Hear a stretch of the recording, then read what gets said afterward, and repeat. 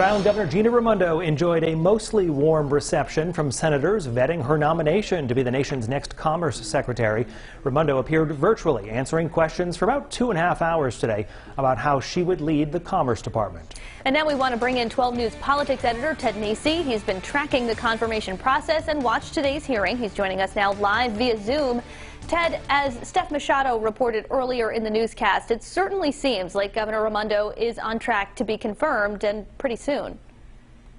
Yeah, Kim, Brian, I mean, I don't know if I'd quite go as far as to call today's hearing a love fest, but I do think she got a very warm reception. There were relatively few pointed questions, and most of the senators spent their time sort of briefing her on the issues they want her to prioritize when, and it sounded like in most of their eyes it's when she becomes the Commerce Secretary. They touched on everything from broadband infrastructure to fisheries, all the different things the Commerce Department handles.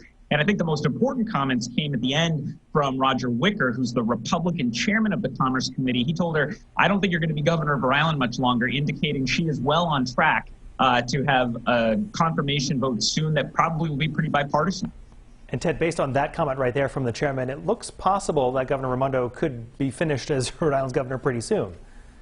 Yeah, Brian, I mean, I think we have some key dates we can show on the screen to help people think through how the next couple weeks are going to go. January 26th today is her confirmation hearing. We know she expects to still be governor about a week from now because February 3rd she has scheduled a state of the state. But then February 8th, right around the corner from that, is the start of President Trump's impeachment trial in the Senate, which will take up a huge amount of the Senate's time. So to the extent that these senators want to get her in place and the Biden administration wants to get her in place, they have kind of a tight window there in early February before impeachment really heats up.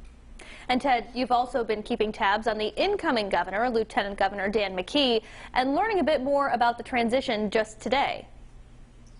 Yeah, our colleague Eli Sherman's been calling Dan McKee the governor in waiting, which I think is a pretty good way to put it. So I spoke with a source involved in the transition planning for Dan McKee today, and he told me McKee is currently planning to keep all of the governors of Governor Raimondo's current cabinet directors in place when he takes office, although some are expected to move on fairly quickly for other opportunities. I'm told that's because McKee thinks continuity is important with the pandemic still raging. The other thing interesting today, McKee, as we've talked about before, is getting a huge amount of interest from other politicians and non-politicians who want him to choose them as his own replacement as lieutenant governor. He's put up an application area on his website where you can submit a letter to interest. If any viewers out there want to become the lieutenant governor, you can go to McKeeTransition.com and submit your name. So the McKee folks moving, full speed ahead, especially based on what we heard at the confirmation hearing today. All right, Ted, as always, our thanks to you, those updates, and we'll also have you back as the transition unfolds. A busy few weeks ahead. Thanks so much. Definitely.